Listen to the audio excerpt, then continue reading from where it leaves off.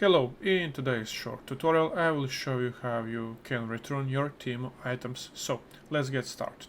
You will go to your Temu application and you will go down below to your use section. After that you will go to your orders and you will go up right into the returns.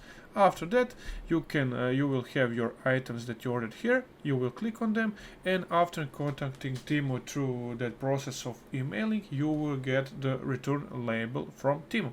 After that you will use that return label to ship or send your items or everything that you want to return from your post office back to Temu, and you will go through the return process from Temu, so you can get your money back. So guys, this is the process and how to return your Temu items, to refund them. So if you find this helpful, please leave a like, and if you need anything else, subscribe, and see you in the next one. Bye.